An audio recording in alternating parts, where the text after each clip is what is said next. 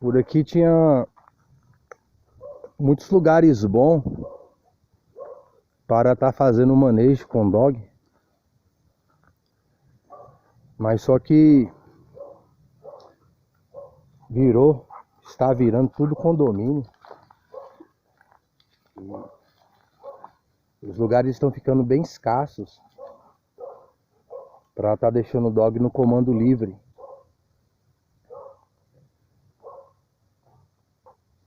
Tem um lugar ali que é bem amplo. Eu fiz bastante vídeos do Baruque lá, mas agora cercaram.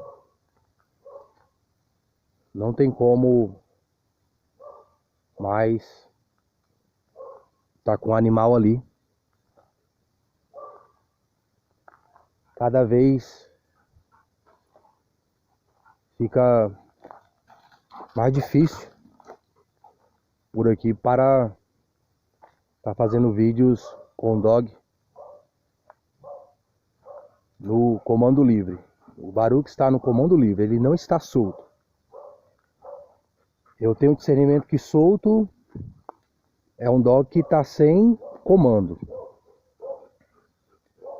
Um dog que não está na obediência. O comando livre ele é diferente. Ele parece solto, mas ele não está solto. Ele está sob uma liderança, ele está sobre um domínio, ele está na obediência. Ele está sobre um comando, que é o comando livre.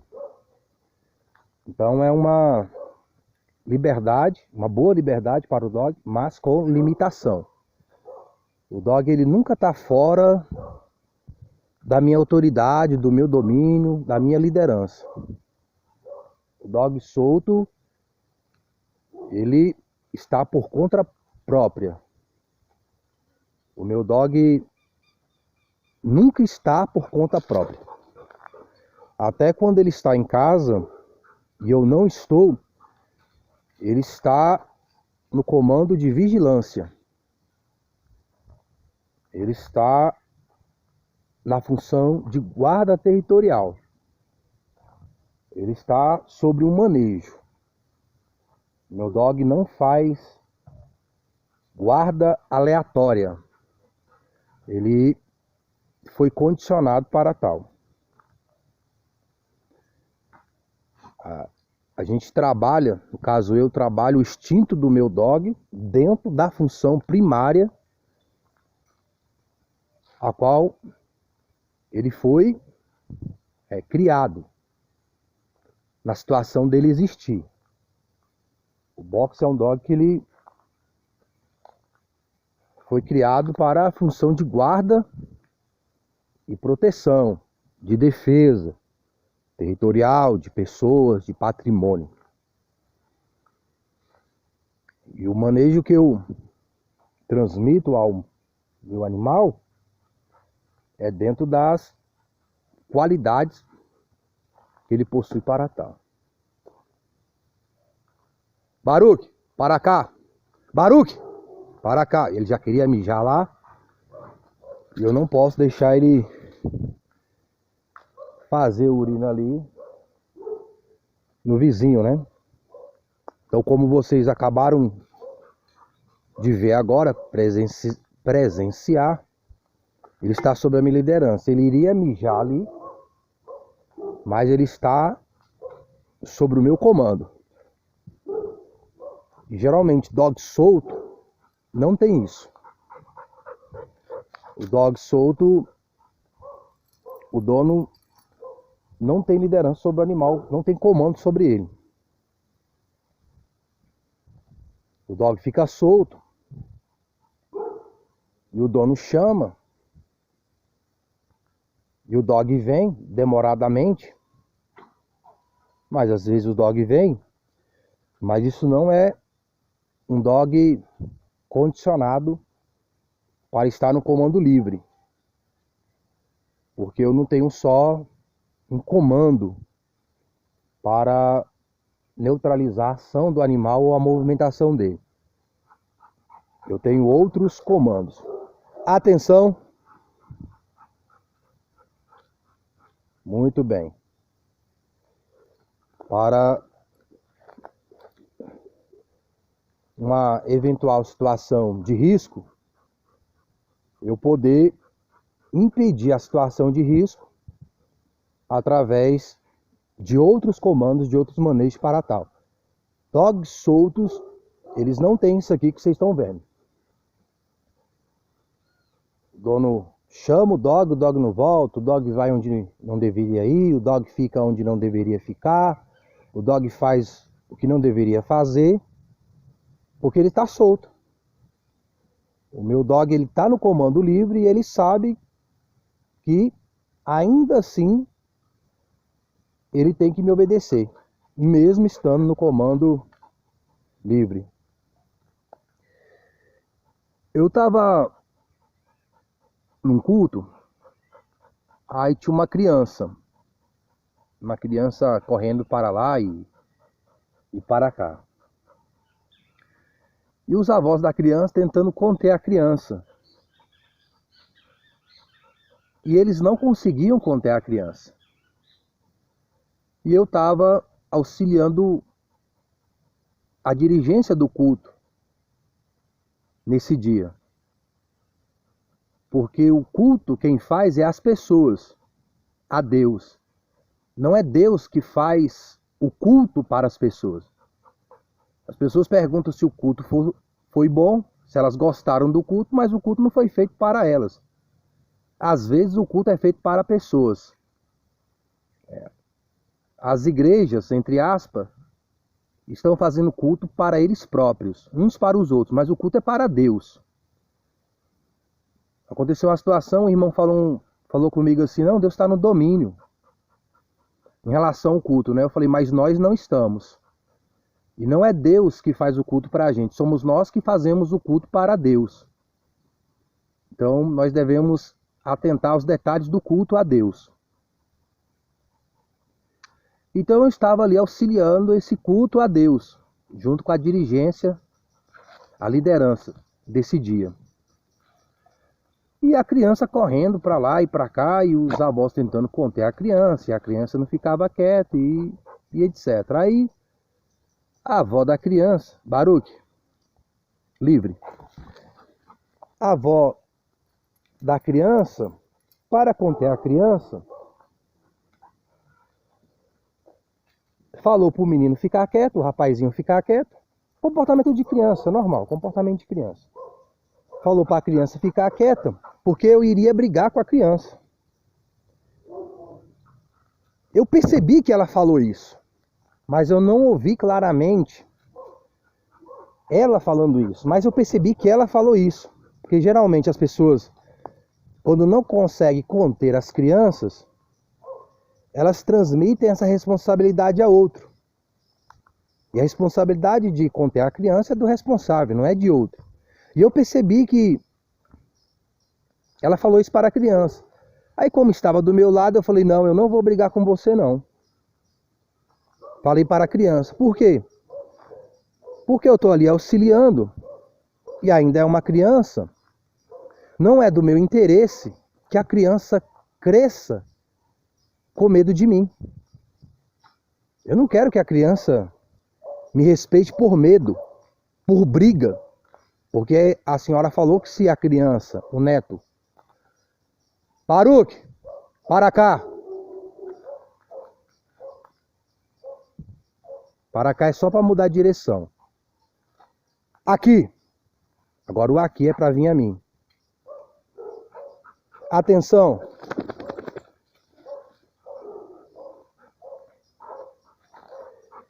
Então eu não tenho interesse que alguém me respeite por medo. Não é o tipo de manejo que eu busco transmitir quando eu estou numa posição de liderança ou de serviço.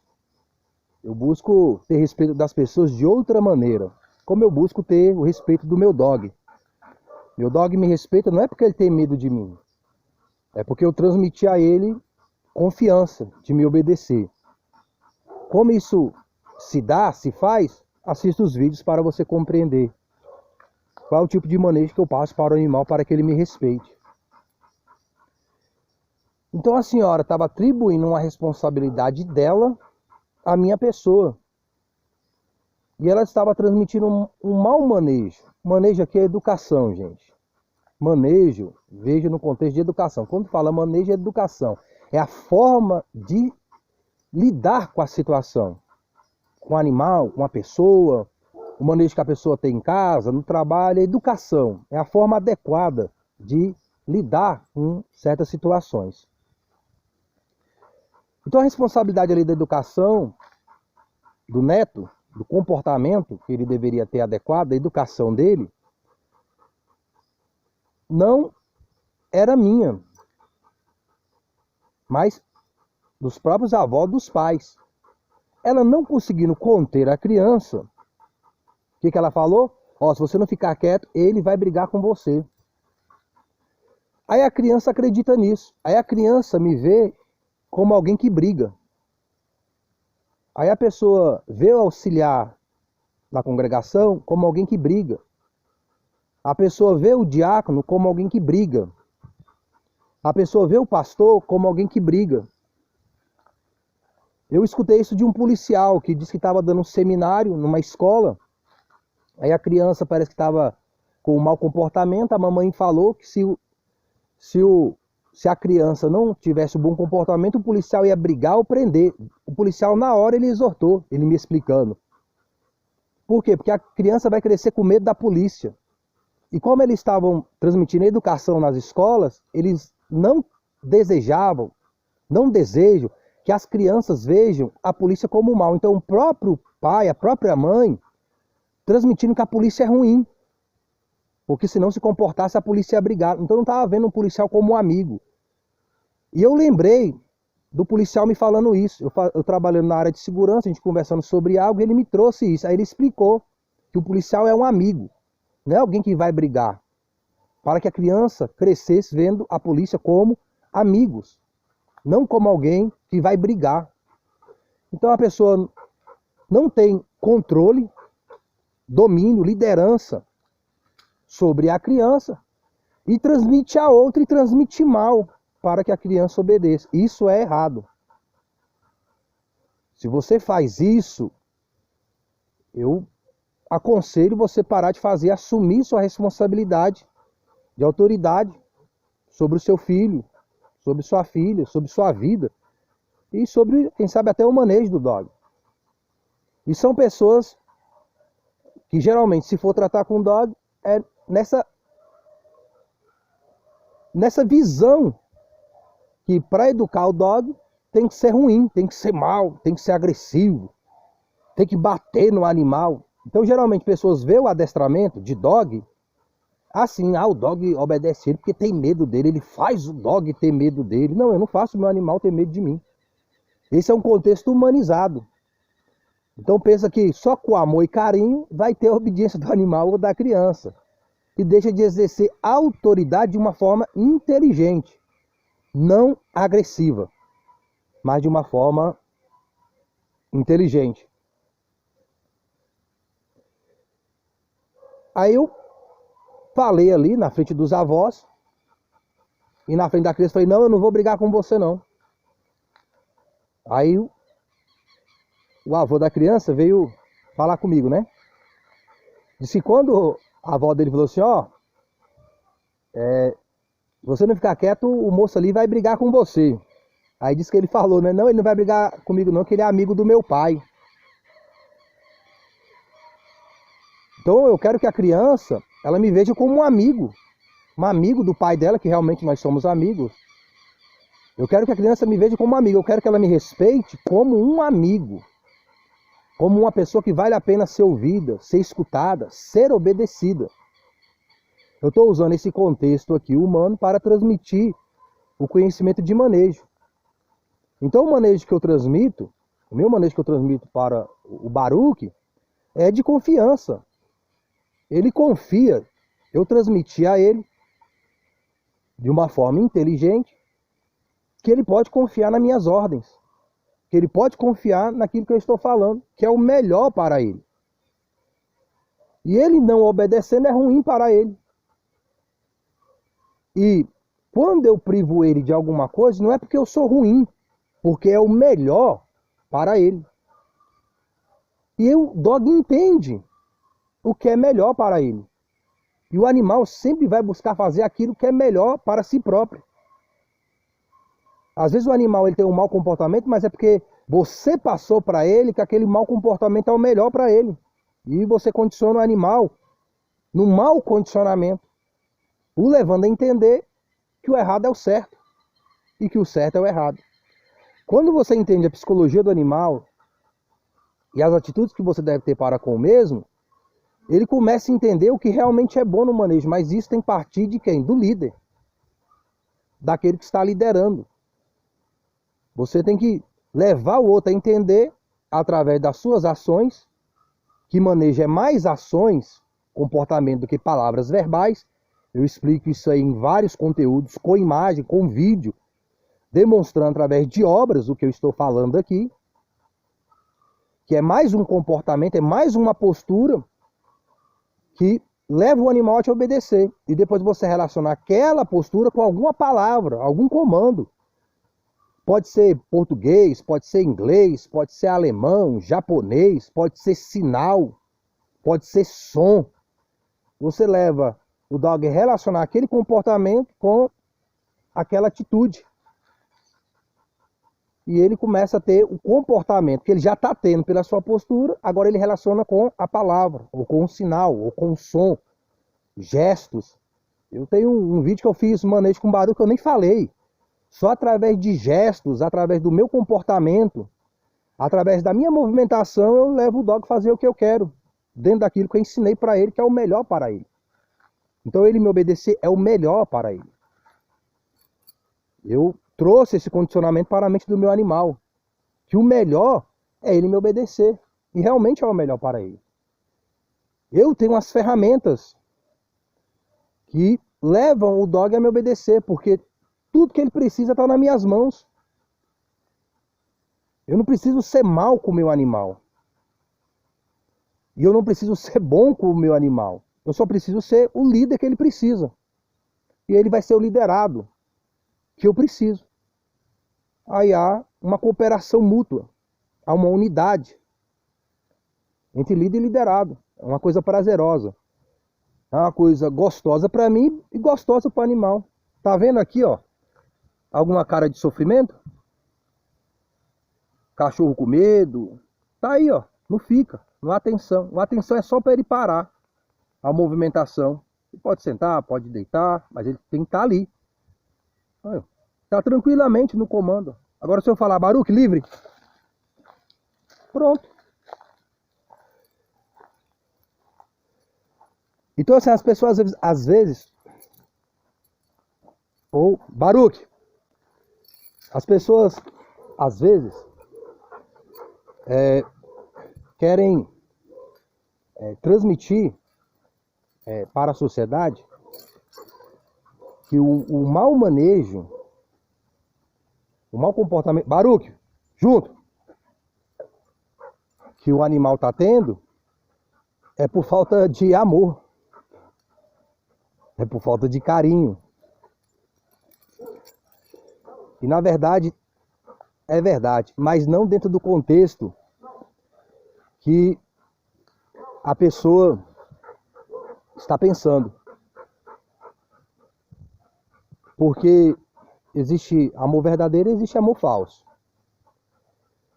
E existem aspectos diferentes dentro desse amor. Existe a forma correta de dar carinho e existe a forma errada de dar carinho no contexto de momento, a hora certa. Então, o amor e o carinho que o dog precisa é o manejo correto. A forma de amar o animal é a forma de tratá-lo como tal. Quando você trata um animal como ser humano, você não está amando o animal. Você está amando a si próprio, a sua própria natureza humana. Então a pessoa transmite certos afetos para o animal, onde ela que está precisando daqueles afetos. Às vezes a pessoa está dando um afago no animal, abraço, beijo, mas quem está precisando do abraço, do beijo, é a pessoa. Mas ela está transmitindo isso para o animal, como se fosse um manejo que levasse o mesmo a ser obediente ou a respeitar a si próprio, a própria pessoa. Quando você ama o animal, você não está fazendo aquilo que é melhor a sua natureza como ser humano. Você está fazendo aquilo que é melhor para a natureza do animal como tal. Então, essa é a maneira correta de amar o animal. E você dá o carinho dentro daquilo que o animal deve ser. Para condicionar a mente dele, o carinho é uma recompensa. Pode ser um petisco, pode ser atenção, algo que interessa ao animal. Você recompensa o animal dentro da educação que ele deve ter. Não dá má educação, onde geralmente acontece. O animal tem um mau comportamento, as pessoas recompensam o animal. Às vezes gritar com o animal, brigar com o animal, se voltar para o animal, já pode ser uma recompensa. É como uma criança, um jovem, um adolescente, um homem, uma mulher, que ele quer atenção. Aí ele tem uma má atitude, até na sociedade, isso acontece muito entre adolescentes. Ele sente que ele não está tendo atenção dos pais, como ele deveria, atenção da mãe. Aí ele comete uma infração. Ele faz algo errado, até para o pai brigar, a mãe brigar, botar de castigo. Mas na realidade ali ele está fazendo aquilo para chamar a atenção dos pais. Ou chamar a atenção do namorado, de uma namorada. Ele está fazendo aquilo para chamar a atenção das pessoas. A pessoa está vazia. Aí a pessoa, para ter atenção, ser notada, ser vista, tem um mau comportamento.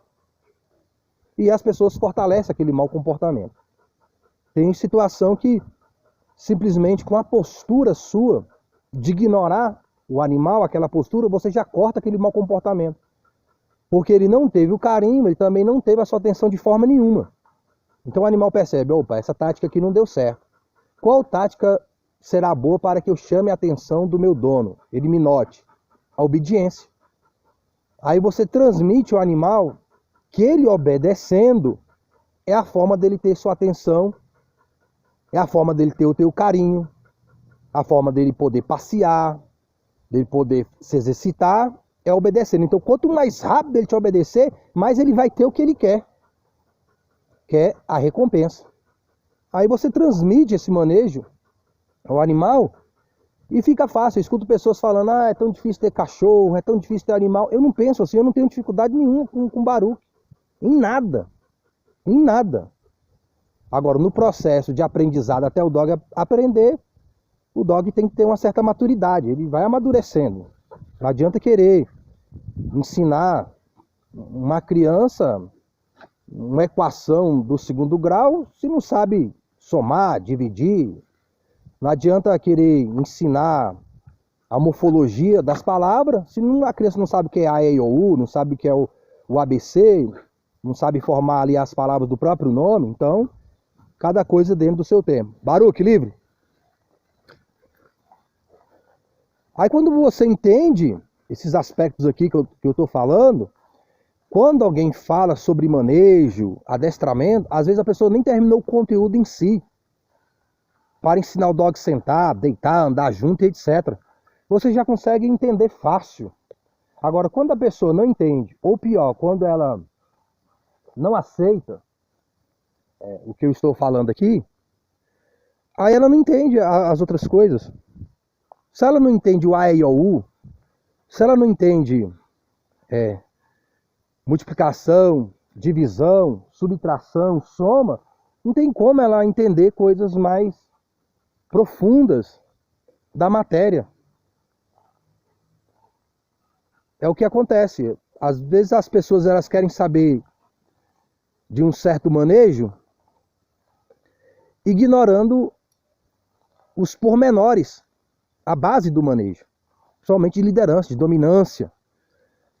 Que você deve abandonar a humanização, deve rejeitar o antimanejo, para você poder transmitir o manejo correto que o animal deve ter em qualquer situação. A pessoa quer ensinar o dog a fazer guarda e proteção, mas não consegue fazer o dog ficar sentado, não consegue fazer o dog ficar no fica.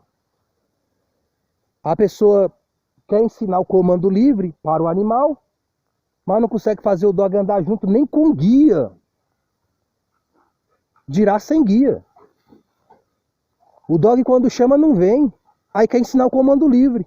Como é que vai ensinar o comando livre se você chama o animal não vem? Se o animal não para quando você quer. Baruque, atenção. Senta. Aí, ó. Se ele fosse atacar uma pessoa, se ele fosse numa direção perigosa, eu dou atenção e ele para. Eu ainda posso fortalecer no senta. Baruque, livre.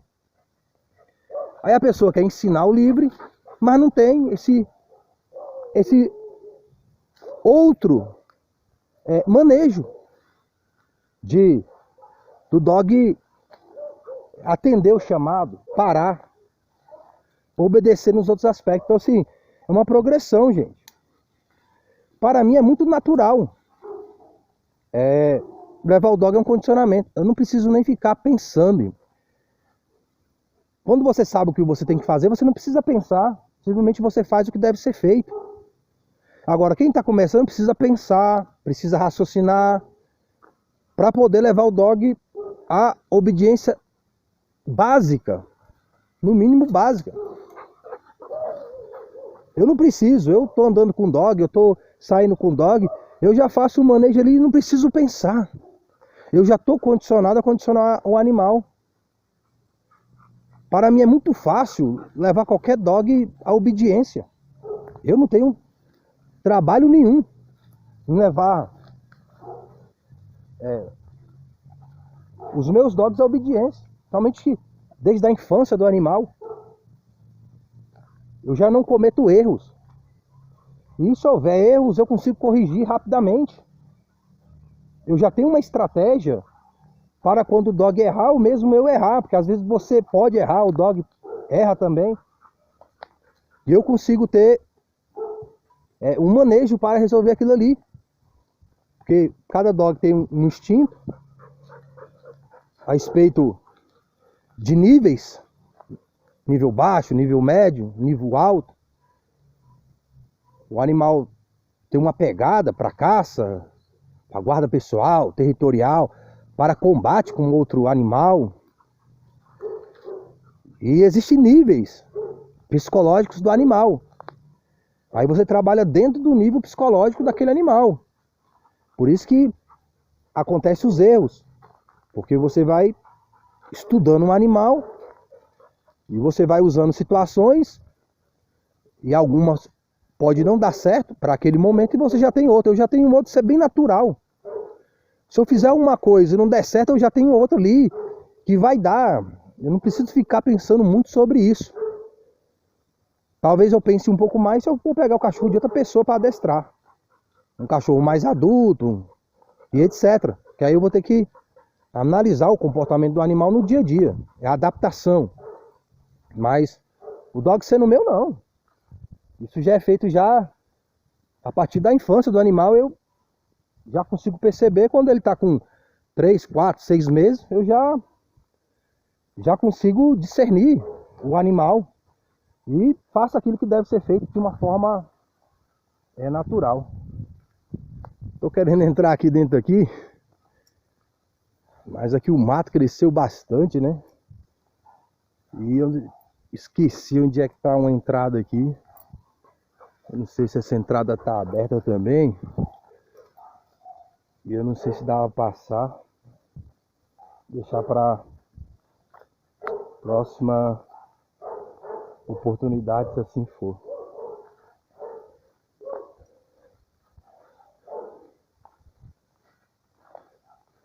Então a senhora lá, mas o senhor, eles transmitindo para a criança que se ela não se comportasse eu ia brigar com a criança. Isso não é verdade também.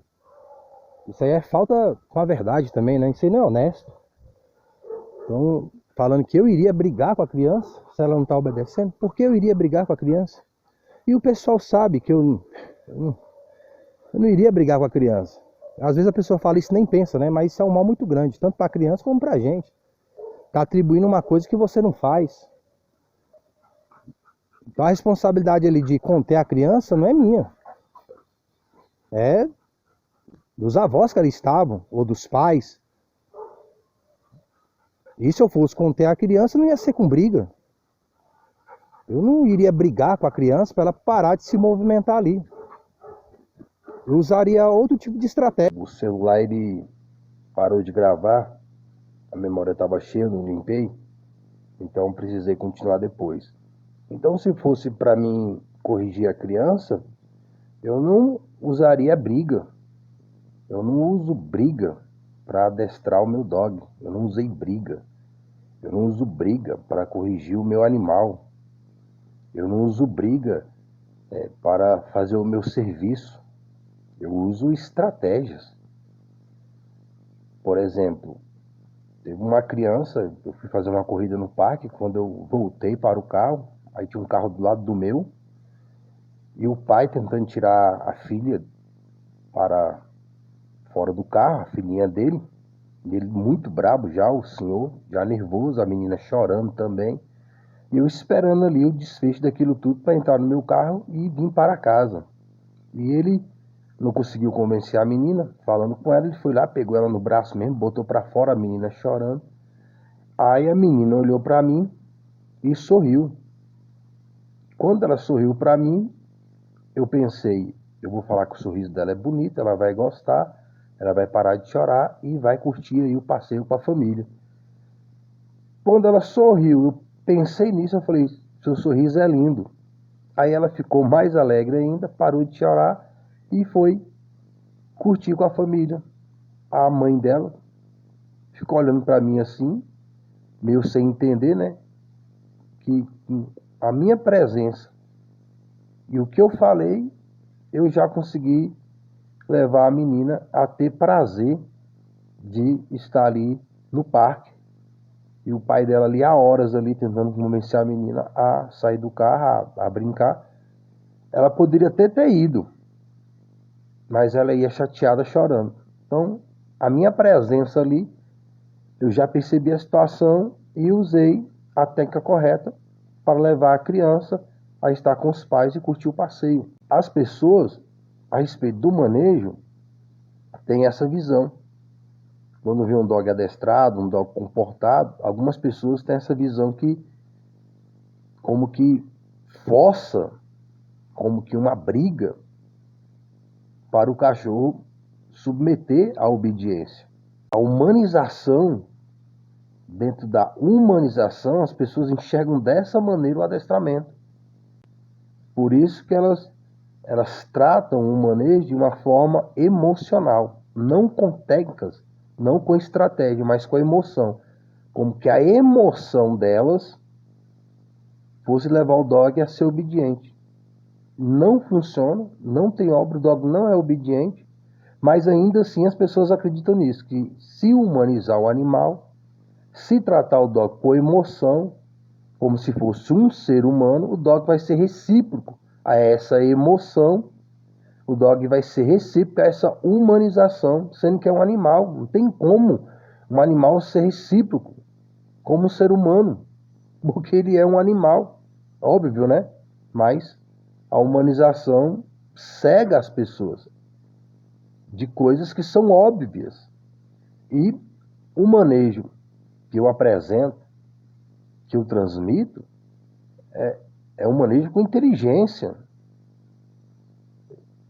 Eu não vou brigar com o animal, rolar com o animal, como se faz na natureza.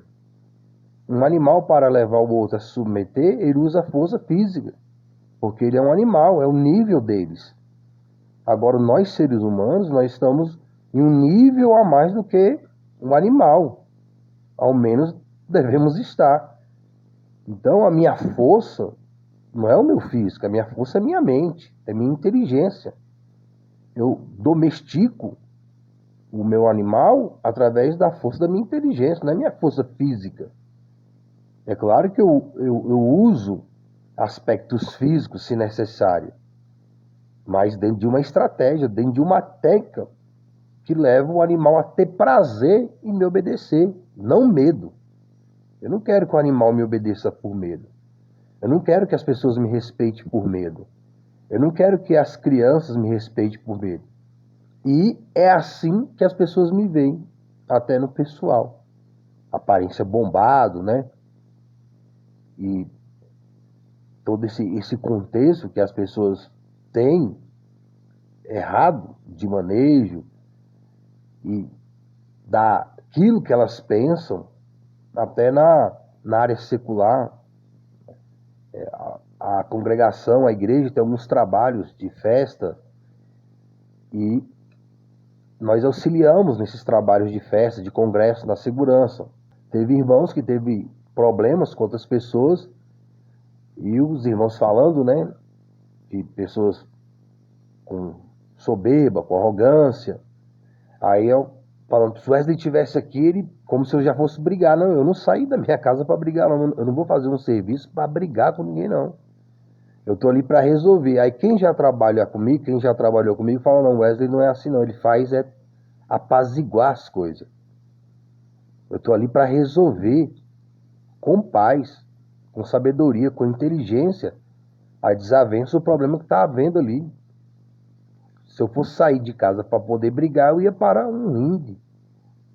Quando eu estou indo para fazer um trabalho de segurança, de recepção, eu estou ali para fazer o melhor serviço possível, não é para brigar com as pessoas.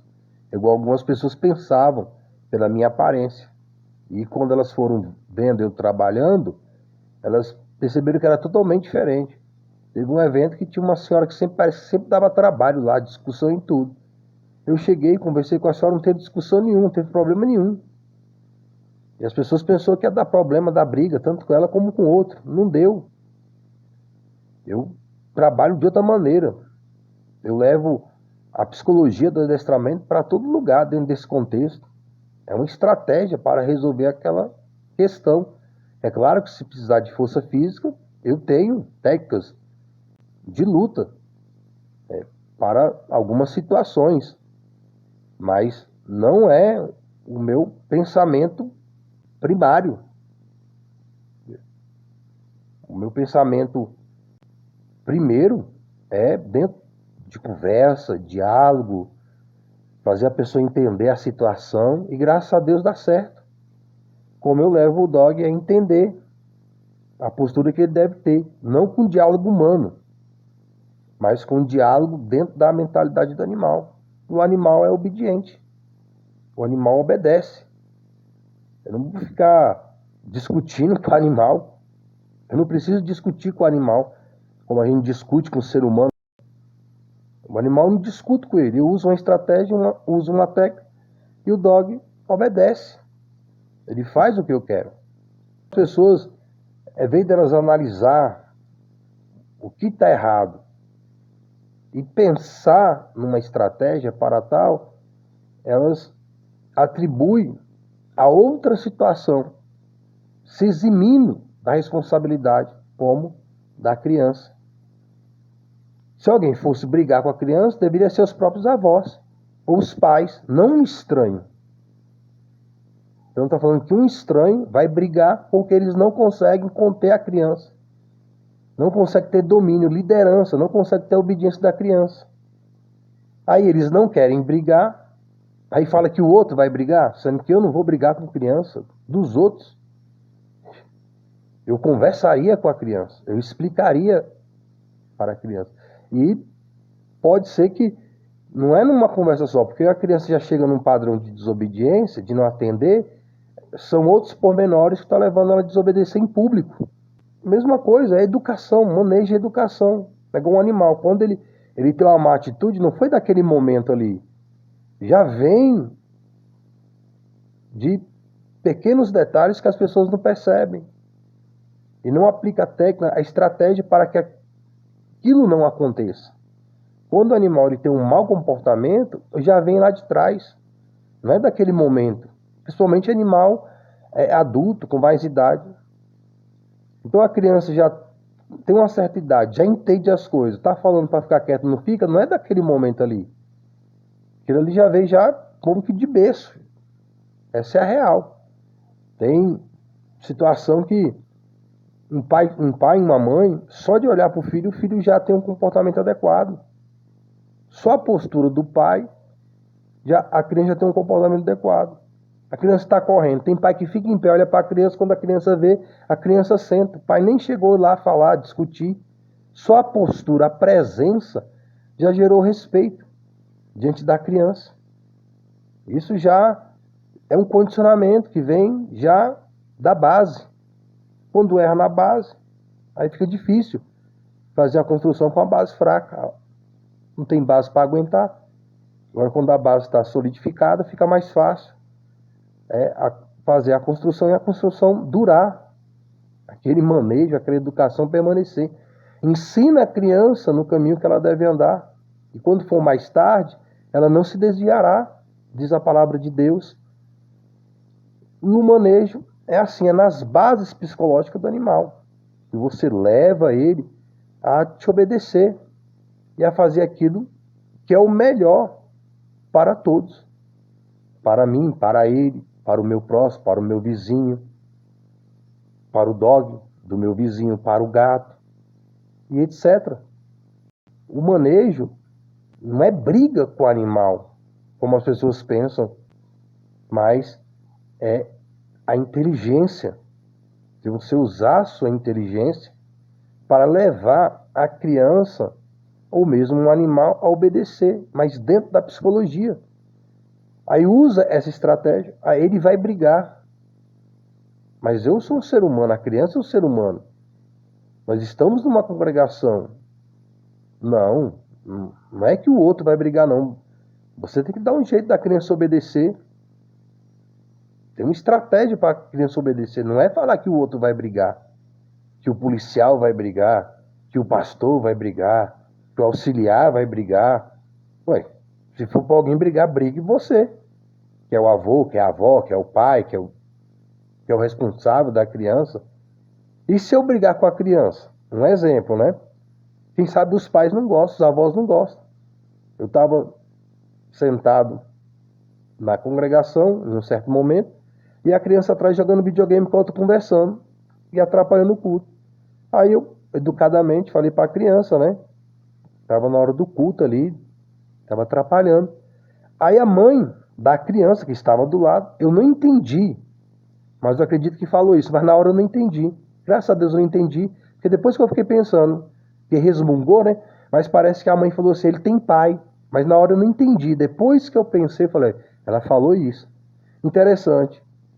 A criança tem pai, mas cadê o pai que não está lá para educar a criança? Para não ficar jogando videogame no culto. Para não ficar atrapalhando as pessoas no culto. E ela, que é a mãe que está do lado, que não falou nada com a criança. Aí quando eu falei com a criança, educadamente ela não gostou. É a mesma coisa. Ah, ele vai brigar. Mas se eu realmente chegar na criança e brigar, a pessoa não gosta. Você entende?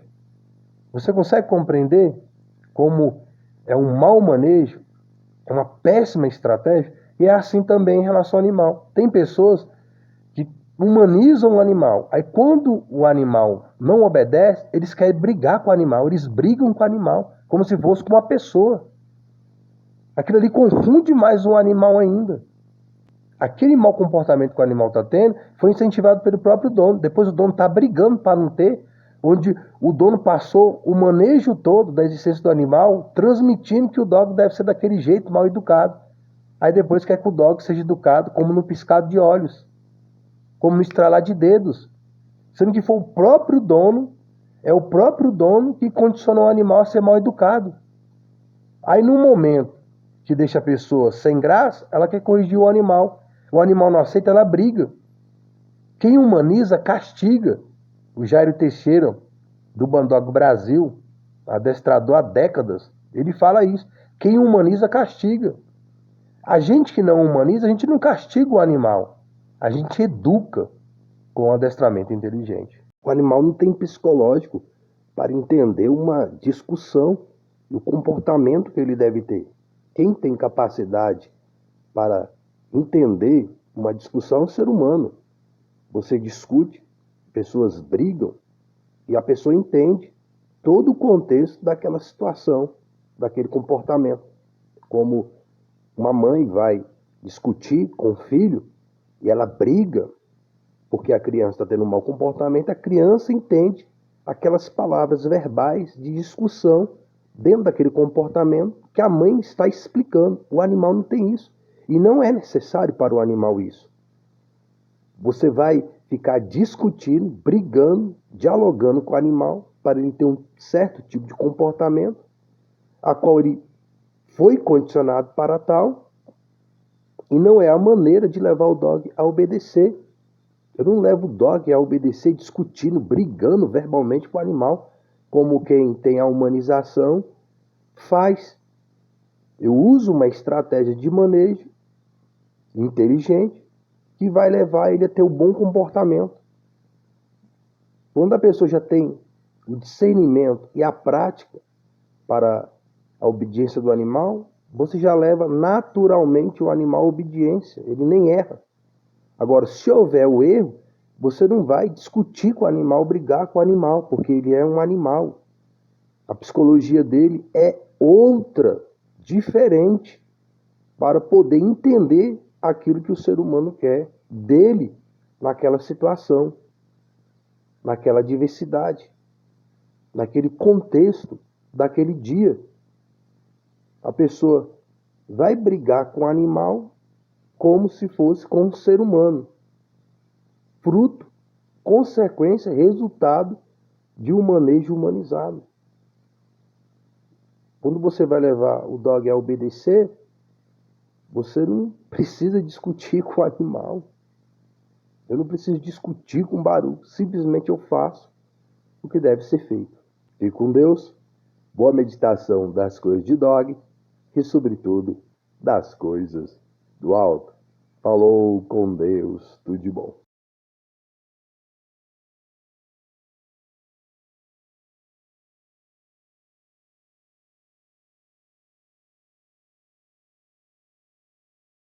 Neste episódio, Roy gritou para o animal para que o soltasse, mas o tigre resistiu e se lançou sobre os pés de Roy, derrubando-o no chão e avançando sobre ele com 400 quilos de força bruta, imobilizando Roy contra o palco. Siegfried Fischbacher e Roy Horn eram uma dupla alemã que cativou multidões ao redor do mundo com suas performances no palco. Eles se conheceram em um cruzeiro e começaram a se apresentar juntos nos anos 60, surpreendendo o público com seus números circenses e seus deslumbrantes espetáculos de magia. Siegfried e Roy rapidamente construíram um nome para si, e em 1990 receberam uma incrível oportunidade de trabalhar no Mirage de Las Vegas. Esses espetáculos eram extravagantes e únicos, e a cada ano, cerca de 400 mil pessoas assistiam às suas apresentações. Talvez o mais famoso deles fosse atuar com tigres brancos e leões. Sua presença no cartaz de Las Vegas os catapultou para a fama. Durante 13 anos eles esgotaram os ingressos até que, em 2003, seu show teve um trágico fim. Desde muito jovem, Roy sentiu amor pelos animais. Ele e seu cachorro de infância eram inseparáveis e ele atribuiu sua futura conexão com os animais a essa primeira relação. Enquanto Siegfried dirigia os truques de magia e ilusões no palco, Roy dançava e fazia acrobacias com os tigres e leões, dando-lhes comandos para realizar truques e acrobacias. Foi um ato impressionante como poucos naquela época. Roy cuidava de 63 leões e tigres que frequentemente passeavam por sua casa e jardim, até mesmo dormindo em seu quarto. Ele criou muitos deles desde o nascimento e era a primeira pessoa que eles viam e respeitavam. Roy se baseava na confiança que havia adquirido ao longo dos anos com os magníficos animais, para ser capaz de guiá-los durante suas apresentações. Ele os considerava sua família. No entanto, em uma sexta-feira à noite, apenas algumas horas após comemorar seus 59 anos, um dos tigres brancos se virou contra ele durante a apresentação. Roy subiu ao palco com seu tigre branco favorito, Mantacore, fazendo brincadeiras com o público. Roy afirmou que era a estreia de Mantacore, mas na realidade, Mantacore havia se apresentado pela primeira vez com Roy aos 6 meses de idade, e continuou fazendo isso desde então. Eles se apresentaram juntos centenas de vezes, e o tigre conhecia o espetáculo de cor. Cada movimento estava bem ensaiado, Os animais se respeitavam e ofereciam algo que encantava o público. O duo mágico realizou mais de 30 mil shows juntos. Sua temerária teatralidade incluía não apenas tigres e leões, mas também elefantes e guepardos. Até então, eles nunca tinham tido um acidente grave. Mas naquele dia 3 de outubro de 2003, enquanto Roy conduzia Mantacore para o palco, há rumores de que algo assustou o tigre na plateia, e ele avançou em direção ao público. Imediatamente, Roy se colocou entre o tigre e as pessoas, ordenando que ele se deitasse. Mas em vez de obedecer ao seu dono, Mantacore agarrou a mão de Roy e a mordeu. Roy gritou para o animal soltá-lo, mas o tigre resistiu e se lançou sobre os pés de Roy, jogando-o no chão. Com 400 quilos de pura força, Mantacore imobilizou Roy contra o palco. Entre os gemidos da plateia, Mantacore agarrou Roy pelo pescoço. Siegfried se lançou sobre o animal, gritando para que ele parasse, repetidas vezes, mas Mantacore não deu atenção e arrastou Roy para fora do palco. O corpo de seu dono pendia como um boneco de pano, enquanto treinadores corriam para tentar fazer o tigre soltá-lo. O tigre não cedia em seus esforços. Dispararam um extintor na cara do tigre. Finalmente, Roy foi derrubado e o tigre correu para sua jaula. O corpo de Roy estava no chão, coberto de sangue. A mordida do tigre havia seccionado uma artéria do pescoço, esmagado a traqueia e cortado as vértebras. A equipe fez tudo o que pôde para conter o fluxo de sangue. Quando os serviços de emergência chegaram, Roy estava em estado crítico devido à grande perda de sangue. Uma vez na ambulância, Roy conseguiu pronunciar as palavras "não disparem no gato". Ele foi levado às pressas para o centro cirúrgico, onde a equipe médica conseguiu deter o fluxo sanguíneo. No entanto, Roy sofreu um derrame cerebral massivo. Os cirurgiões realizaram uma craniotomia descompressiva e o conectaram a um respirador artificial. Não se sabia se Roy sobreviveria. Os médicos que operaram Roy disseram que seu coração falhou várias vezes e que ele chegou a sofrer uma parada cardíaca. Felizmente conseguiram reanimá-lo. Surpreendentemente, 2 dias depois, Roy já respondia às perguntas. Ele só era capaz de responder apertando a mão, mas parecia que sua função cognitiva estava se recuperando melhor do que ninguém pensava ser possível. Disseram a Roy que ele voltaria a nadar e que sofria de paralisia em um lado do corpo. Milagrosamente, 3 meses depois, retiraram o tubo traqueal e ele pôde falar e comer. Pouco depois, ele podia ficar em pé e 6 anos depois a dupla voltou para um último show. Eles queriam terminar seu espetáculo em Las Vegas. Em grande estilo, e embora o espetáculo não tenha sido o mesmo, foi um final apropriado para a tremenda carreira da dupla. Há debate sobre o que aconteceu na noite do ataque. Roy afirma que ficou doente enquanto estava no palco e que provavelmente sofreu um derrame cerebral quando caiu no chão. Ele disse que Mantacore simplesmente estava tentando protegê-lo, arrastando-o para longe do palco. Ele afirmou que era um comportamento inato das tigresas com seus filhotes, que as pegavam com a boca e as levavam para um lugar seguro. Ele disse que o tigre salvou sua vida. Por outro lado, Siegfried disse que Mantacore teria desejado matar Roy e que teria sido muito fácil fazê-lo. Um dos treinadores de animais disse que o tigre estava confuso. Aparentemente, devido a mudanças de última hora na rotina, que Roy não havia praticado com o tigre.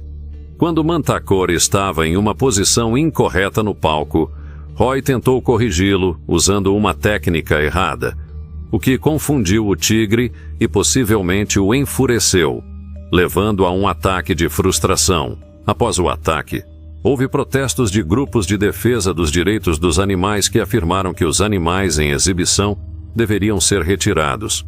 O Departamento de Segurança Interna dos Estados Unidos também abriu uma investigação sobre o acidente, alegando que o público deveria manter uma distância segura na presença desses animais. Os organizadores do espetáculo se recusaram a divulgar imagens para verificar se a lei de bem-estar animal havia sido infringida. O caso foi arquivado. A mãe de Siegfried alimentou Mantacore com mamadeira quando ele era filhote, pois foi rejeitado por sua mãe e precisava ser alimentado 24 horas por dia. Aos 6 meses, Roy havia estabelecido um vínculo com o filhote e o estava incorporando em seus shows ao vivo. Ele tinha um vínculo especial com Mantacore, que viveu seus dias na mansão de Siegfried e Roy em Las Vegas. Aos 17 anos, 10 anos após o ataque, Mantacore morreu de uma doença, deixando o duo alemão devastado. Como curiosidade, incrivelmente, como se fosse uma premonição para muitos, um episódio de Os Simpson parece ter previsto algo muito semelhante anos antes do fato ter ocorrido. Para estar seguro em território de tigres, mantenha-se ereto. Os tigres tendem a espreitar e atacar mais frequentemente quando você está agachado. Permaneça em grupos e próximo a áreas habitadas. Os tigres geralmente atacam animais solitários. Mude constantemente de posição e esteja atento ao seu redor. Faça muito barulho e, se souber que um tigre está te seguindo, mantenha-se ereto e recue.